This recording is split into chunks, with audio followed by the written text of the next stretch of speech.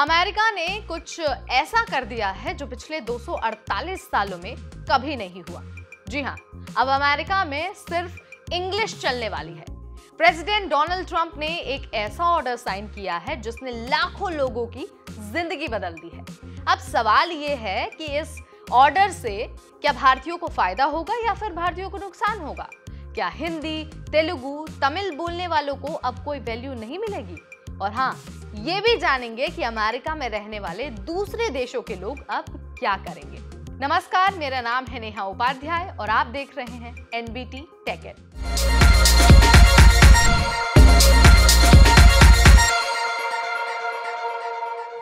दोस्तों, गलत फहमी आपको नहीं पालनी है, क्योंकि जिस ऑर्डर पर ट्रंप ने साइन किया है उसकी वजह से कोई छोटा मोटा बदलाव नहीं हुआ है, बल्कि पूरी दुनिया इस फैसले की बात कर रही है और आपको सब कुछ यहीं पर हम बताने वाले हैं। तो देखिए, सबसे पहले यही जान लेते हैं कि अमेरिका का ये जो नया नियम है आखिर वो कहता क्या है। तो देखिए, पहले अमेरिका की कोई ऑफिशियल लैंग्वेज नहीं थी।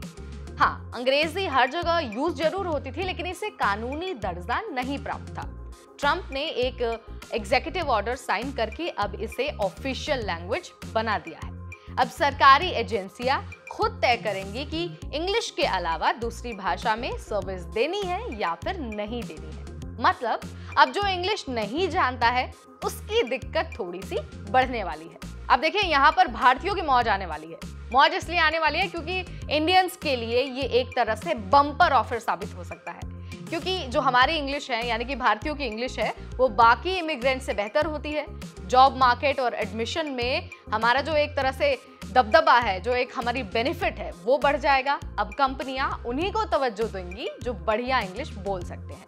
मतलब यहाँ पर बिल्कुल साफ है, अमेरिका में अगर नौकरी करनी है तो अब भारतीयों को प्रायोरिटी जरूर मिलेगी, क्योंकि भारतीयों की अंग्रेजी बाकी इमिग्रेंट्स के मुकाबले बेहतर होती है। इसके अलावा अगर पढ़ाई करने की बात आती है तो भी भारतीय अंग्रेजी में बहुत कंफर्टेबल होते हैं। तो कह सकते हैं कि ट्रंप का यह फैसला, अमेरिका का यह फैसला भारतवासियों के लिए एक हिडन जैकपॉट है। लेकिन ये सिर्फ भारतीयों के लिए फायदेमंद है, सबके लिए ये उतना कंफर्टेबल या फिर उतना बेहतर नहीं है।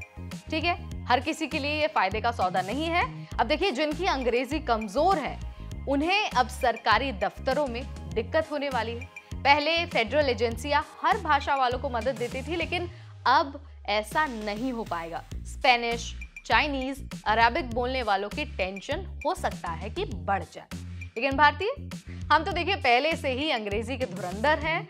हर एक व्यक्ति जो अमेरिका में काम करने के लिए या फिर अमेरिका में पढ़ने के लिए जाता है, उनकी अंग्रेजी तो पहले से ही बेहतर होती है, तभी वो अमेरिका जाते हैं। तो भारत के लिए इसका क्या मतलब है, ये जरा समझ लीजिए।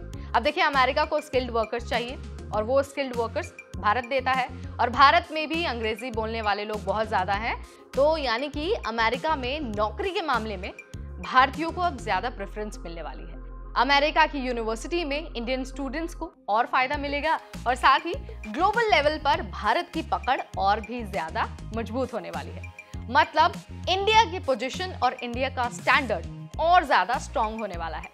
तो हम आपसे पूछते हैं, क्या ट्रंप का ये फैसला सही है? क्या आपको लगता है कि भारतीयों को सच में इससे फायदा होने वाला है? और हाँ, हमें ये भी बताइए कि क्या अगर अमेरिका में अंग्रेजी का ये दबदबा हो गया तो सबके लिए मुश्किलें बढ़ जाएंगी, या फिर भारतीयों के लिए गोल्डन चांस है? जो भी आप सोचते हैं, आपके जो विचार हैं, कमेंट के जरिए मुझे जरूर बताइए। इस वीडियो में फिलहाल इतना ही। अगली बार फिर आएंगे नया अपडेट, नई वीडियो लेकर। तब तक मुझे यानी नेहा को दीजिए इजाजत। Keep watching NBT tech add.